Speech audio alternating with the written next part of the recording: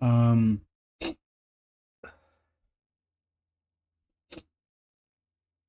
a week ago, I disabled my Chewy app. I removed my Hover app. I canceled my auto ship from Chewy. Pet food was supposed to arrive a day, and I just canceled it. And the reason for that is I lost my boy, my partner in crime, Beef. Um, Beef was not an ordinary cat. He was a mainecoon Persian mix, and he was a handful. Um, I wish you guys could have met him. I wish you guys could have known him. He didn't like to be kept in a box. He didn't like to be boxed in. He was full of energy. He was very strong. Like I said, he was a Maine Coon Persian mix. He was very big. I was told that he was a short haired. That was not the case when I picked him up. I had a friend who, before I picked him up, she noticed that I gave away another cat to my supervisor when I was working with him around 15 years ago, and she knows how distraught I was at that moment. And she said, "Hey, I got a couple kittens. Beef. He's the run of the litter. He's like the last two to be picked up, and he's just too feisty. I can't keep him. He's everywhere. He's biting people. He's doing all this stuff. So I didn't care. I was like, yeah, I'm up for it. I'll take him." And I hopped in my 2005 Scion TC, and I rushed over to a 7-Eleven parking lot. And when she brought him out, I I fell in love. His greenish yellow eyes, his fat dumb face. He was beautiful, and I had a Staples box, where you put like printer paper, stacks of printer paper in. I had a Staples box, and I lined it with a blanket, and I put him in there, and I put the top on him. Remember, I said he doesn't like to be boxed in, but he let me know early on, and I put him in the back seat, tried to put a seatbelt on, and while I was on the road, Beef climbed out the box, climbed out the back seat, climbed up into the passenger's side, and then crawled into my lap. Started meowing at me while I was driving. Very dangerous. I don't recommend it. Um, I tried to pull over, tried to put him in a box, but he wasn't having it. So I just let him kick it on in the passenger seat, and I went back, driving. And then a moment later, he hopped in my lap again, crawled down to the foot pedals, and it's like, you know what? I'm just gonna hold you while I'm driving one hand until we get home. And then I feed you. And for the first day, he was very shy. He was like, I'm in a new place. He hid under my recliner, and then he hid behind a bookshelf. And we were trying to like coax him out, say, hey, it's okay, we're not gonna hurt you. But it took a while for him to kind of get adjusted to us. And then when we fed him and we started petting him and started establishing a bond, that's when he started to ease up. And I remember every time I would start drawing, because I doodle every now and then. He would climb up on the counter, the table. He would walk on the thing that I was drawing on. And he would just sit there. Or he would bite the pencils. I had these like these Ticonderoga pencils. These are my favorite pencils to draw with. And he would bite them or sniff the eraser. Um, Anything to get attention. It let me know that he was the main person. Um, B was very strong. I remember early on, I think maybe a 2.5 or 3 years after we had him, maybe 2 years. He would just every night, because like cats are nocturnal. And they have so much energy at night. And he would run up and down the stairs when we lived in our old house. He'd run up down the stairs and jump from the last step. Remember, you hear like boom. He would jump from like 5 stairs up onto the floor and start running around, living room, and run around towards our bedrooms, and then jump on the bed and run off of it and run back upstairs. Like he was chasing something. Maybe he was. I don't know. But I remember me and my sister, we picked him up and put him in the room, and we didn't lock the door, but we closed the door, and then we had like this like huge old ass like 35, 30 pound desktop tower, something from the 80s. It was really old. And we use it to barricade the door. And not even a moment later, we could hear like boom, boom, and a scraping across to like the wooden floor because these are like wooden floors. It was a really old rickety house. It was horrible. Um, he moved the tower and opened the door and ran downstairs. So he was like, "It's okay. It's no point. It's no point in locking him up there." Um, but yeah, he could not be contained. He Beef was kicked out of three PetSmart hotels. He would bully the staff. He would bully other pets, even dogs. Like dogs bigger than him, they were scared of him. Um, he was a big cat. He was big. Um, and his fur made him even bigger. When we shaved him, he looked pathetic, but he was just a very large cat for his size. And Maine Coons are big in general, but he was particularly big. And I remember the technician at PetSmart is like, he's a beautiful cat, but he cannot stay at a pet hotel. I'm just gonna let you know. He's much better at having a sitter. And so we agreed. We decided. I remember someone at my last job recommended at Rover. We should check out Rover and how awesome that app is and how awesome the service and convenience is. And we picked it up, and it was been a godsend when we were leaving and going out for long extended periods of time. But every time we returned, he would let us have it. Um, he would meow more. He would do things to let us know that he was pissed off that we left. Um, he would never bite the person that came to sit, but he wasn't. He didn't get to be that type of cat, but he let us know that he was just not having it.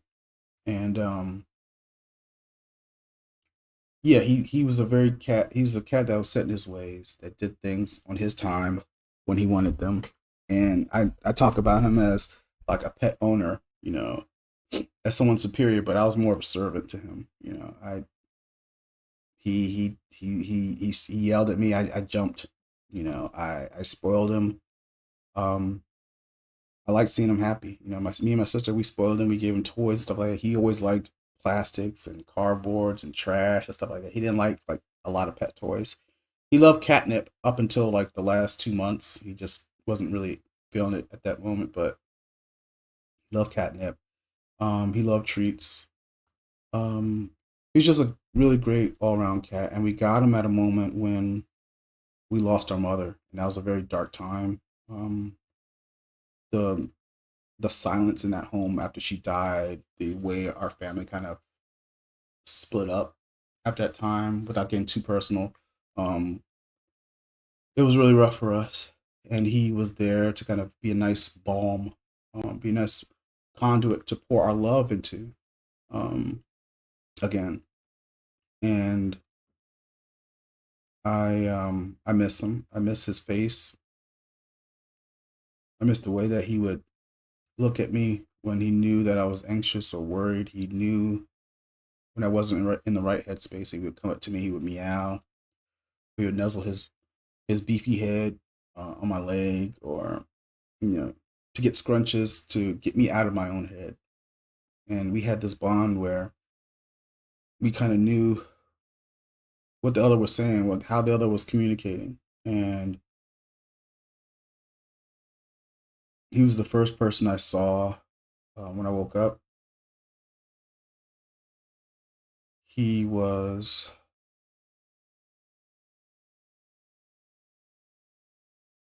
he was the first person I saw when I came home from work, to hear him running and meowing. And he was the last person I saw when I went to bed. And I'm gonna miss him so much. Um, my grief for him, it's been coming in waves. There are times where I cry uncontrollably, and there are times where, I somehow smile or laugh, and I feel guilty when I laugh or I go about my day and he's not here. There's a part of me that feels guilty that he's gone, that it's my fault that he's gone, that I made a decision and I didn't fight for him. And I have friends that, experienced the same thing, and they told me that, don't feel guilty for yourself. It was not your fault. And even the vet said, like, You did the best thing you could for him, is take the pain away. But still, uh, there's a guilt there, and that I'll have to reconcile that in my own time. But right now, since he's gone, I've noticed that the silence that used to be there when the weeks my mom passed has returned, and I'm feel like I'm back in that same zone of grief, and I'm trying to give myself grace. I'm trying to give myself time, and it's the reason why I haven't been uploading. Um, and a part of me is sorry for not doing that, and a part of me is not sorry. I just haven't been in the right headspace. He was sick, very sick up until the last 2 weeks, and we've been trying to do everything to make sure that he's okay and watch him. And the very day that I saw him, he was having a hard time just walking. He would walk for a little bit and then he would stop and lay down, and he'd walk again and lay down, and he wasn't really eating. And I knew that, like, this is it. That he's in pain. He can't do it anymore. He can't take it anymore. Um, and he would look at me,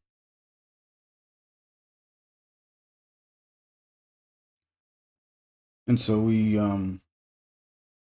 made the decision to have him pass. And I remember one of the best memories of the last day of his life, which is sounds horrible, but it's one that I'll cherish so much, is when we made the decision, and within the hours before they did the procedure, we wrapped him up in a blanket, and I had him on my lap, and he has been on my lap in years. Like I said, he doesn't like to be boxed in. He doesn't like to be, you know. And I noticed at first, even before we took him to the vet, he was a little bit feisty, even though he was so weak and so lethargic and just tired and in pain. He still fought, tried to get in that carrier. So he still had some of that feistiness up until his last day. But I remember holding him in those final moments, or leading up to his final moments, and he fell asleep. This is before the procedure. He fell asleep in my arms, and I remember how good it felt to have him so close, and how soft his fur was, and how I could feel his heartbeat, and I could hear the rumbles of his purr as he was sleeping. And I didn't realize he slept until he started doing those kicks when he sleeps, or he has a nightmare or dream like he's trying to catch something. And I don't want to assume anything, but there's a part of me that feels that he knew,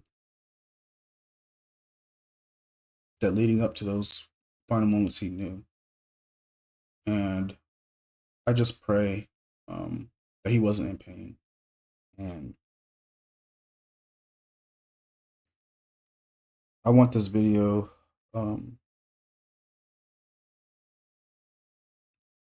to be a source for anybody who's gone through this or is in the midst of it and they just don't know how to feel. You're entitled to feel however you want to feel. If you want to feel grief, you can feel grief. If you don't really care, you're entitled to however you feel. I know for me, um, last couple of days have been very weird. Very there's moments where I'm living my life, and I have to. I have to work. I have to do things, and I feel guilty for doing that. And I feel guilty for looking over and not having him by my side. He usually rests right below my desk, right here. And he's not there, and there's a silence, and I'm trying to. I'm trying my best just to get through. Um, and I wish you guys, like I said at the beginning, I wish you guys could have met him. Um, we named. He had so many names. His name, the name that we love to call him, is Beef, because he's very beefy. Um, but his government name is Ezio. He named him after the greatest assassin in video games, and you can say whatever you want, but I don't care. Ezio.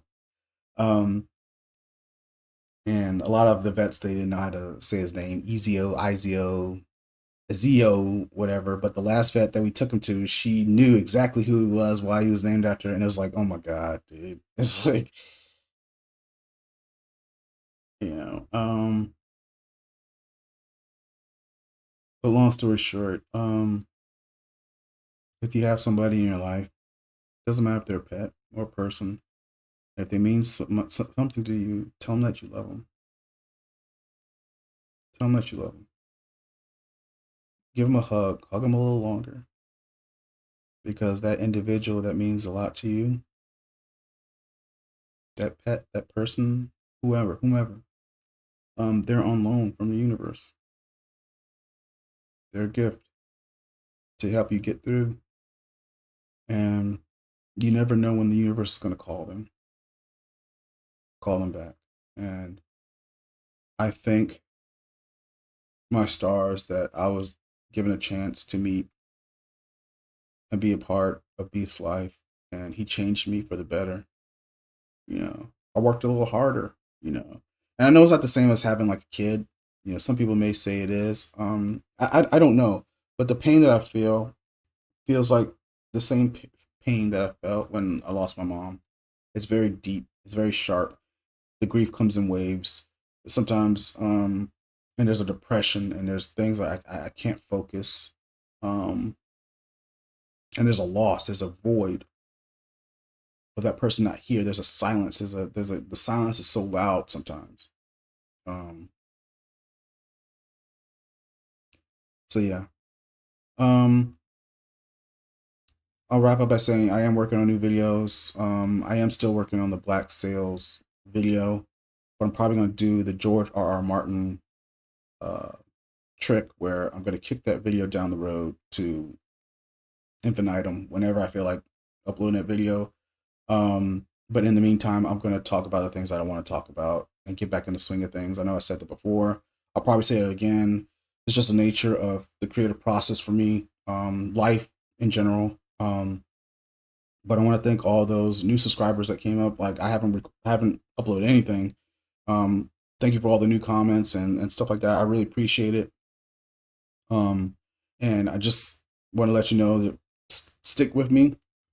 I'm gonna get my shit together. I'm gonna get back into swing things, but mentally, um, it's it's rough mentally and creatively. So new videos are coming.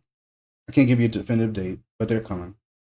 And I thank you all for staying this long and for watching this video. Um, and if you have something to say, I ask that just please don't be an ass. You're entitled to say whatever you want to say. But please respect um, my grief, um, and those who are encountering the same thing. And I know you guys are really great. My subscribers are grown ass adults, so you guys know how to comport yourself. And I don't have to tell you that. I don't want to. Yeah, I don't want to do that. You guys already know the deal with me. So yeah, I thank you so much. Um, like I always say, take care of yourself and take care of those who are taking care of you. And have a great day. Cabs out.